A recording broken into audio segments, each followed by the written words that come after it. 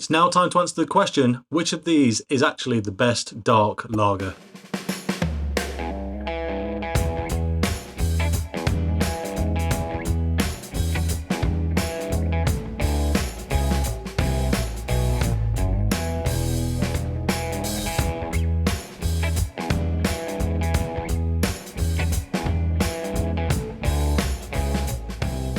Hello and welcome back to the channel, and yes, a few weeks ago now I reviewed both of these beers. I started off over here with the Budvar Dark. This is basically becoming one of my kind of all-time favourite generally available beers, although we'll talk a bit more about availability later on. And as a result of reviewing this beer, someone in the comments said, actually, it's great, but have you tried this Krombacher Dark? So I did, and I reviewed it, and I said, look, it's a very good, very reasonably priced beer, but in my mind, it just doesn't stand up to the Budvar. However, I am aware that a little bit of my kind of inane bias towards this beer, because I just do enjoy it so much, might have been getting involved. And I could probably look past some of the faults that the Budvar Dark has in a bottle, because I've had it on tap so many times in such just a beautiful format, to be fair. So today we're going to find out once and for all which one actually is really the best. Now, both of these beers are actually very similar. Both of them describe themselves as a dark lager and just a dark version really of their regular offering, the regular Budvar and the regular Krombacher. They're both European, although obviously Budvar over here in the Czech Republic and Krombacher from Germany. And then finally they are both 4.7%, so it is a properly even matchup. I normally try and do even matchups in very even glassware. However, I don't have two exactly identical lager glasses, but I've come up with a bit of a theory. Both of these beers, if you get them on tap in their proper glassware, come in kind of handled pint tankards. The Budvar tends to come in a stubbier one, and the Krombacher in a taller glass. So I'm going to use these two new Paulana glasses that I've got to do it some justice. They are the same bottom, they are effectively the same thing, just one's a bit squatter, one's a bit taller, otherwise absolutely the same. We're going to start off then by pouring the Budvar Dark. And it's been, I'll be honest, a hard job sitting here in the house with a few of these in, knowing I needed to do this video and not being able to just drink them because I do enjoy it that much, but I have managed to save myself.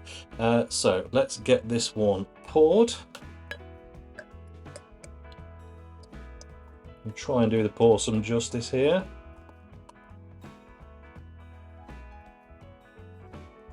Okay, not bad.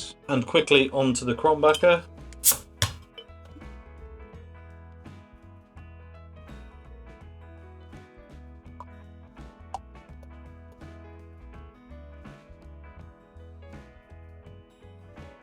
Help.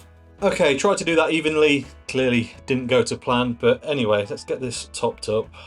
Okay, in the glass, obviously the Budvar was poured first, the head has depleted a bit, the Krombacher very lively. It has to be said, sat here looking right now, the Krombacher does look better just because of that head, but I'm not convinced it will actually stay around all that long. If I lift the Budvar up to the light, it is a kind of very dark ruby red beer. It looks jet black on camera, and it does if you hold it away from a light source, but as soon as you put it up there, distinctly nice kind of ruby red glow to it. And then with the Krombacher, it really is just a jet black beer. As I said in the review of that, no light coming through there whatsoever. So the aroma test. Got this nice deep almost molasses malt, but it's not heavy, it's just kind of a sprinkling of sweetness over what is ultimately just a very good but relatively simple Pilsner. It's got that nice sharp Pilsner hop, and there's also a tiny kind of chocolatey fudgy note that I'm not sure I picked up in my previous review, but different glassware, different time, different temperatures, all the rest of it can of course make an impact, but it smells very nice and absolutely spot on from what I remember. Onto the Krombacher then, the head now has depleted a bit, and I think these two will equalise over time. Oh wow, that is, you know what, they're not as far away as I thought. The sweetness is actually a bit lighter on the Krombacher. A lot of that mineral water quality is doing a lot of the legwork on the aroma here. The hop profile isn't quite as sharp as it is on the Budvar, but ultimately it feels like a very balanced and poised package, but maybe not as exciting on the aroma. The aroma of both of these is relatively dulled down. They are lagers after all, which rarely, go absolutely mad on the aroma, but yeah, now having gone back and forth between the two, I feel like there's just a bit more of a sweet treat thing going on in the Budvar, and the Krombacher, well, I think in a blind test, I might not really be able to tell much difference between that and the regular version, although as you've probably guessed, that is something for another video. So let's get into the tastings then, shall we? I'm going to switch it up now. I'm actually going to go for the Krombacher first because the aroma on the Budvar is that bit stronger. If the taste is also that bit stronger, which I believe it is, then it might influence my opinion on the Krombacher. And given this is the one that I've come into this saying I don't think is as good, we need to give it the benefit of every doubt. So let's get into this. These glasses, they're quite heavy. Cheers. Beautiful, crisp, refreshing, quite sharp on the hop. I said the hop on the Budvar on the aroma was a little bit more engaging, a little bit more intense, but the flavour in this Krombacher from that hop, super refreshing. It's, I guess, sharp and impactful, but without being necessarily overly floral or overly grassy or overly citrus. It's a weird thing, the hops, that, well, I do often have trouble describing the kind of hop impression from German and other European beers because they do tend to do this thing where they're not immediately obvious. You can tell what they're doing in the beer, but it doesn't necessarily come through as a distinct additional flavour, which in a style like this is probably exactly what you want. Got nice roastiness on the back end. Bit of chocolate, cacao nib, dark, raw chocolate. It's not too sweet. A few little very soft vanilla hints in there as well. And ultimately just a very, very good lager that has a little bit extra going on, but not loads, I think it's fair to say. There is definitely more to it than the regular Krombacher, but only just. Meanwhile, my belief is that the Budvar has an awful lot going on in comparison to its regular counterpart. So, cheers. Every time, it's the body on the Budvar Dark that gets me. It's got this almost buttery, slick, super indulgent, yet still thin and refreshing composition. It's quite hard to explain, but it feels so luxe compared to almost every other kind of, regular sub 5% lager in the world that I'm always just amazed. But interestingly, now I'm sat here doing these side by side, I thought this had all the flavour going for it, and I feel like, actually having started with the Krombacher, it may have just washed it away. I'm now quite torn. I think this is what they call a redefining moment. I'll be honest, I can now really not taste a lot in that Budvar Dark, which I'm astonished about. If you actually want to know what it tastes like, I've done a full review on it. I'll link both the reviews to these in the description below, but I really thought that had the legs on flavour, aroma, everything. It does have the legs in terms of that mouthfeel, that consistency. It is a more luxe, more enjoyable drink from a physical perspective. And obviously, if you've not drank that before it does have absolutely heaps of flavour. And I do find the flavour in here a bit easier to unlock. There's a lot more going on. There's vanilla notes, coffee notes, there's all sorts. But right here, right now, quite alarmingly, whilst I've not decided that the Krombacher is a better beer right here, right now, it's definitely got a lot more going on. Okay, I've been back and forth a couple more times and I'm leaning towards a conclusion. There isn't a better beer here. These are both absolutely fantastic, and as we'll get into talking about availability and pricing, you'll see that they are an absolute steal if you can get them.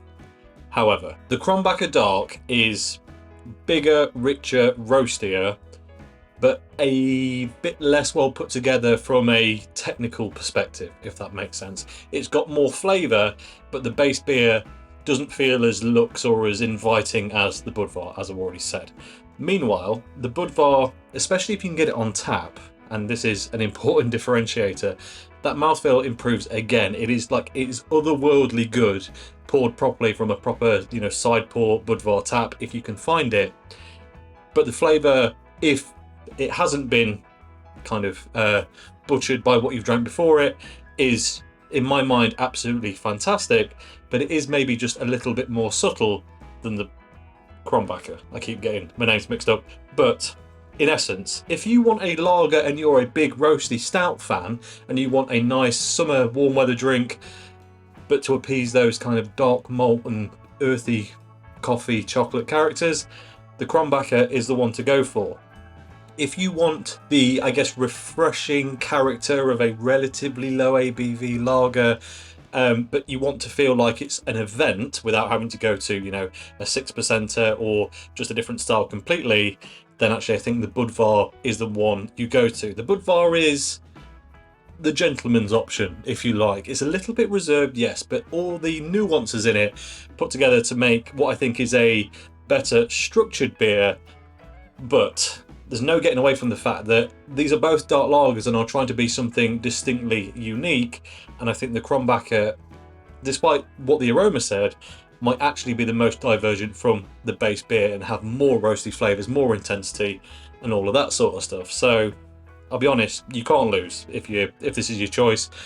Drink this one first, is all I'll say, because it does not quite, I don't know, it doesn't quite get your taste buds going after you've had a sip of the Krombacher. But otherwise, yeah, you really can't lose. So, availability and pricing. Now, the prices do fluctuate on these quite a lot. They're imports and they're not permanent lines anywhere, with the exception of some bars, as far as I'm aware. This Budvar Dark I picked up in Lidl about 2.5 months ago now, when they had it in on special and it didn't last very long. I paid something like £1.70 a bottle. It was an absolute steal. Meanwhile, the Krombacher Dark is often available at Beers of Europe, and that was around £2.30, I want to say. I'll put actual pricings in on the video so you can see what I paid for it, because that was probably one, it might have been £2.70, in the £2 to £3 region anyway, this Krombacher Dark. So there's a bit of a price differentiator there, yes, but actually quite often the Budvar would be the same price. But can you get them? Well, actually both are often available from online retailers. Prices, as I say, will fluctuate, and they go in and out of stock quite frequently because, understandably, they are very, very popular. When I'm editing this video, I will check availability on both of these and let you know either on the screen or in the description or in the comments of this video where it is available right now, if anywhere, for both of them. And should you go and try them, let me know which one you prefer out of the two, because I am properly torn on this. I really thought Budvar Dark had ran away with it, and the reality is they're both just fantastic, just in pretty different ways. And on that note, I'm going to go away and enjoy these beers. As always, thank you very much for watching. If you enjoyed this video, please like it. If you haven't already, subscribe if you would be so kind, and I'll catch you next time. Cheers.